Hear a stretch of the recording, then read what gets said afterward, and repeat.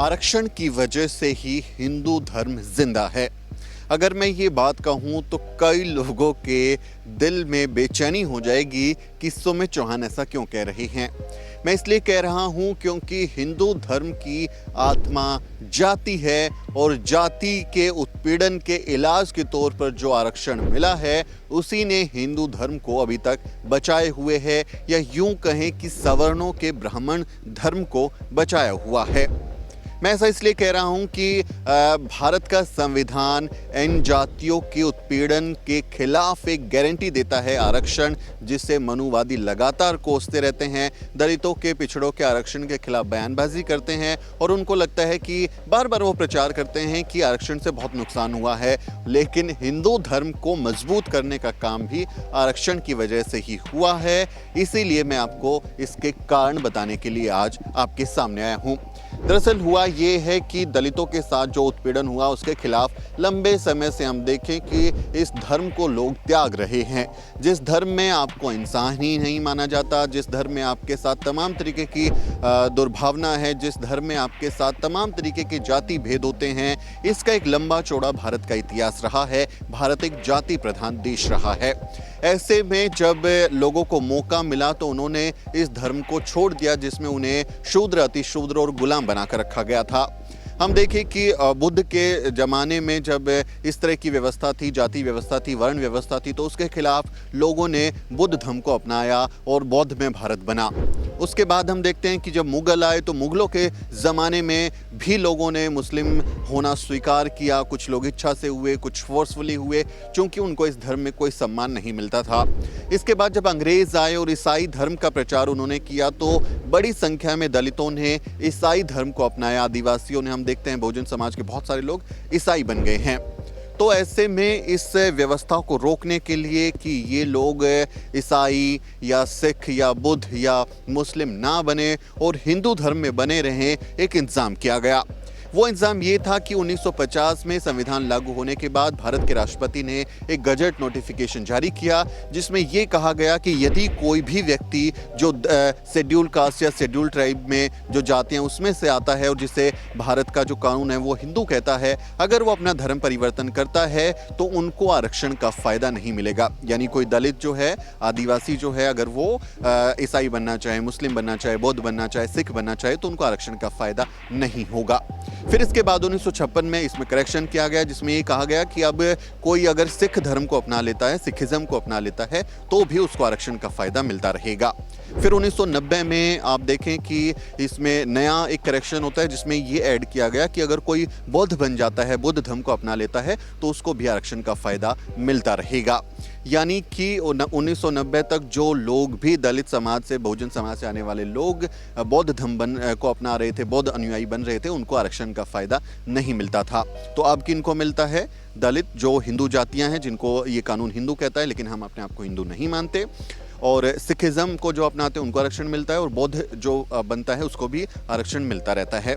ये व्यवस्था क्यों की गई? क्योंकि अगर ये लोग बड़ी संख्या में कन्वर्जन कर लेते, इस धर्म को छोड़ देते जिस धर्म में उनको मटकी छूने पर उनके बच्चे को इस तरह से इस निर्ममता का शिकार होना पड़ता है, जिसमें प्रेम विवाह करने पर, अपनी जीवन साथी मनपसंद चुनने पर किसी को टॉर्चर किया जाता है, ये जो माहौल है, इतनी बुरी व्यवस्थाएं हैं, इंसान की ज़िंदगी का स्तर इतना नीचा कर दिया गया है, उसमें भला कोई क्यों रहेगा? डंडा खाने के लिए, थप्पड़ खाने के लिए, मार खाने के लिए, गाली खाने के लिए किसी धर्म में कोई क्यों रहेगा? इस धर्म में जिसमें सम्मान नहीं है, उस धर्म में क्या फ़ायदा रहने का, है ना? बाबा साहब क्या कहते हैं? मैं ऐसे धर्म को मानता हूँ जो मानवता सिखाए, जो समानता में यकीन रखे, मैं ऐसे धर्म को मानता हूँ। और वो रास्ता बुद्ध की ओर लेके गया उनको। तो वो भी उनके बाद बड़ी संख्या में लोग बौद्ध बनने लगे। दीक्षा भूमि में लाखों अनुयायियों ने उनके साथ बौद्ध धर्म की दीक्षा ली और उसके बाद हम देखते हैं कि हर साल दीक्षा भूमि पर लाखों लोग जुटते हैं, बौद्ध धर्म को अपनाते हैं और इस भेदभाव से भरे धर्म को छोड़ देते हैं।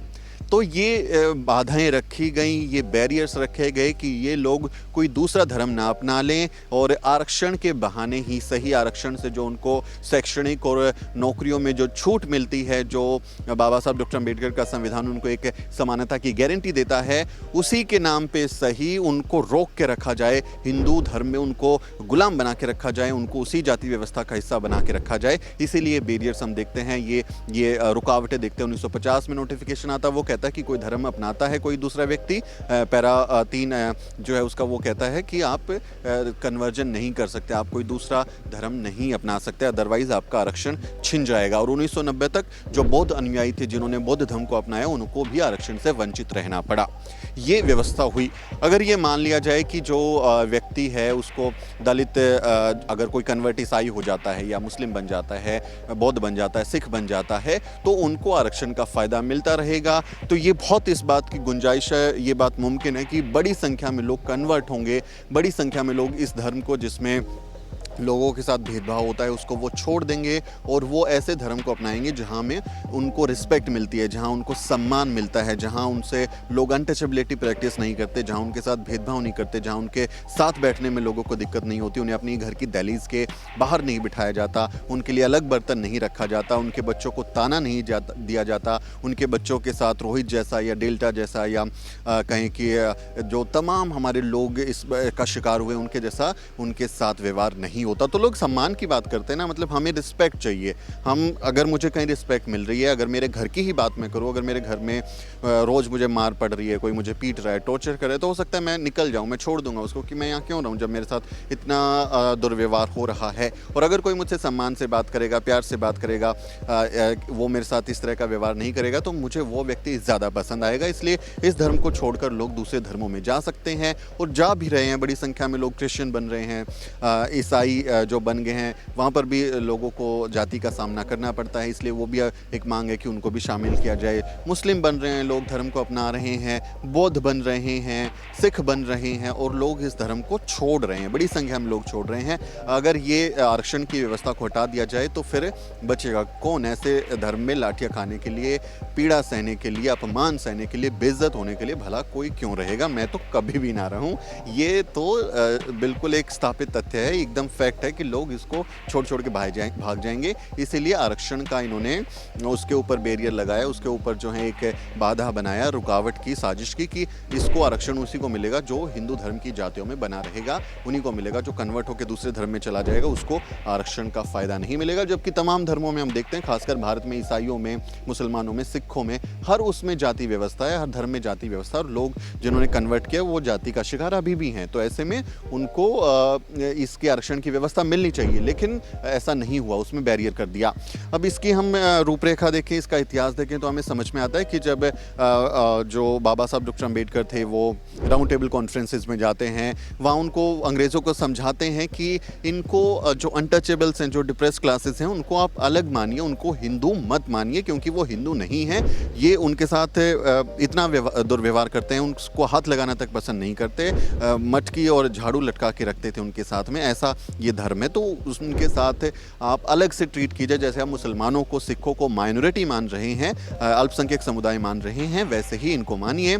और अंग्रेज़ों ने इस बात को माना और बाबा साहब के तर्क सबसे मजबूत थे, जिसमें अंग्रेज़ समझ में आया उनके। और उसके बाद हम देखते हैं कि कम्युनल अवार्ड आता है, जिसमें ये सेपरेट इलेक्टोरेट की व्यवस्था होती है कि ऐसे विधानसभा क्षेत्र होंगे, ऐसे लोकसभा क्षेत्र होंगे जिसमें दलित ही मतदाता होंगे, दलित ही प्रतिनिधि होंगे और वो अपना वोट देंगे। और फिर इसके अलावा एक जनरल जो पूरी विधानसभा के लिए अलग से चुना जाएगा, उसमें भी दलितों के पास मताधिकार होगा, उसके लिए भी वो वोट डाल पाएंगे। 2 वोट का सिस्टम बाबा साहब डॉक्टर अम्बेडकर लेकर आए, लेकिन गांधी उसके खिलाफ अनशन पर बैठ गए, उन्होंने अपनी जान की बाजी लगा दी और ये कहा कि अगर ये व्यवस्था लागू हुई, अगर इनको माइनॉरिटी माना गया, तो हिंदू धर्म में बचेगा कौन? सवर्णों की संख्या जो है वो तो मुश्किल से 15% है, हम मानते हैं 15%, अगर जातिवार जनगणना हो जाए तो वो भी साफ हो जाएगा कि शायद 10% भी नहीं है, उससे भी कम है ना? तो अगर ऐसा हो तो इसमें धर्म में रहेगा रहेगा कौन? आप तभी तक ऊंचे रहते हैं जब तक आपके नीचे कोई होता है। अगर आपके नीचे कोई नहीं है तो आप ज़मीन पे हैं।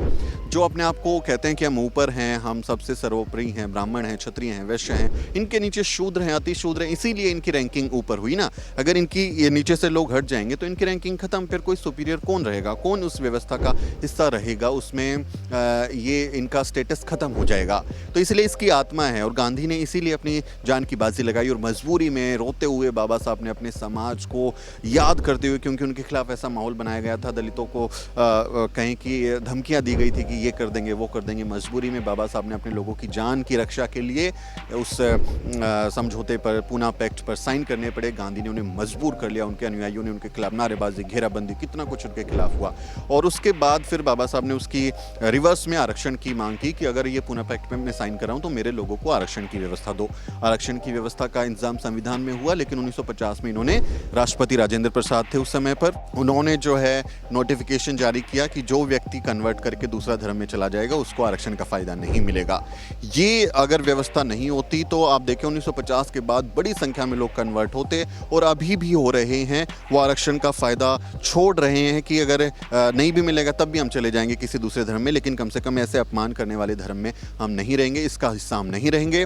1990 का नोटिफिकेशन ये कहता है कि जो बुद्धिज्म को अपनाते हैं उनको भी आरक्षण का फायदा मिलेगा। इसलिए बहुजन समाज के ज़्यादा से ज़्यादा लोगों को बुद्धिज्म को अपनाना चाहिए, बौद्ध धर्म की तरफ जाना चाहिए, क्योंकि वहाँ उनको समानता मिलेगी, वहाँ उनको न्याय मिलेगा, भाईचाराशील मिलेगी, प्रज्ञा मिलेगी और आपस में भेद नहीं होगा। तो बुद्ध के रास्ते पर हमें चलना चाहिए। इसलिए जो मनुवादी आरक्षण को गालियाँ देते हैं, कहते हैं हिंदू राष्ट्र बनाएंगे, आप हिंदू गाँव बना के दिखा दो, आप हिंदू मोहल्ला बना के दिखा दो जहाँ जाति भेद ना हो, जहाँ सबके साथ बराबरी का व्यवहार होता हो। आपकी पूरी व्यवस्था यही है कि आप चतुर्वर्ण को बनाए रखना चाहते हैं, आप जाति को बनाए रखना चाहते हैं, आप चाहते हैं कि हम वही काम करते रहें जो हमारे पुरखे करते थे और आपकी सेवा करते रहें, आप मौज लेते रहें और हम आपकी पालकियाँ ढोते रहें। आपने हर काम के लिए एक जाति बना दी। तो इनको समझना चाहिए इन लोगों को कि जो आरक्षण को गाली दे रहे हैं, अगर आरक्षण हटा भी दोगे ना आप, तो फिर हम क्यों रहेंगे इसमें? तो बिल्कुल नहीं रहेंगे, लोग ठोकर मार के चले जाएंगे, आपको आपके साथ बिल्कुल नहीं रहेंगे, ये बात तो भूल जाओ। इसलिए सवर्णों को आरक्षण के पक्ष में आंदोलन करना चाहिए। ये कहना चाहिए कि आबादी के लिहाज से आरक्षण दीजिए, इनको ज़्यादा आरक्षण दीजिए, ओबीसी को 50% आरक्षण दीजिए, दलितों को और ज़्यादा, क्योंकि 22% के आसपास आबादी मानी जाती है, तो 15 से 22% कर दीजिए। आदिवासियों की संख्या बढ़ाइए, है ना, ये महिलाओं के लिए कोई व्यवस्था कीजिए। ये इनको मांग करनी चाहिए ताकि इनका धर्म बचा रह सके। अगर ये लोग चले गए ना तो आपका कुछ नहीं होगा, आपका धर्म खाली हो जाएगा। 10 से 12% आपकी मुश्किल से आबादी है। जातिवाद जनगणना हुई तो आंकड़े साफ हो जाएंगे। इसलिए thankful to Dalits and OBC schedule caste, schedule tribe बोलिए उनको, थैंक यू बोलिए, उनके घर जाइए, उनको नमस्ते कीजिए, हाथ जोड़िए कि आपकी वजह से हमारा धर्म बचा हुआ है। अगर ये लोग छोड़ के चले गए ना, आप किसी लायक नहीं रहोगे। फिर आपस में करते रहिएगा, 10% 12% लोग क्या कर लोगे वो फिर आप उसकी कल्पना कर सकते हैं। तो आरक्षण के बारे में, उसकी समझ के बारे में और धर्म में जो कन्वर्जन है उसके बारे में मुझे लगा एक ज़रूरी टॉपिक है आपको हम बताएं, क्योंकि बहुत भ्रांतियाँ हैं, लोग पता नहीं क्या क्या बोलते रहते हैं, गालियाँ देते हैं आरक्षण को, लेकिन जबकि जो कहते हैं हिंदू धर्म को बचाना है, बचा तो ये लोग रहे हैं। अगर ये बैरियर हटा देते तो आपके लोग यहाँ पर रहते ही नहीं, वो चले जाते। इस बातचीत में, इस वीडियो में आपको कुछ समझ आया हो, आपको ये अच्छा लगा हो तो कमेंट करके ज़रूर लिखें और हमारे चैनल को भी ज़रूर सब्सक्राइब करें। इस नए अंदाज में इस वीडियो को देखते हुए आपको कैसा लग रहा है उस बारे में भी बताएं। हम कोशिश करेंगे कि आपको कुछ नई जानकारी इसी तरह से इंटरेस्टिंग तरीके से पहुँचाते रहें। मेरा नाम सुमित चौहान है और इस वीडियो स्टोरी में मेरी मदद करिए मेरे सहयोगी अजरा परवीन। अगले किसी वीडियो में मुलाकात होगी दोस्तों, तब तक आप देखते रहिए द न्यूज़ वीक।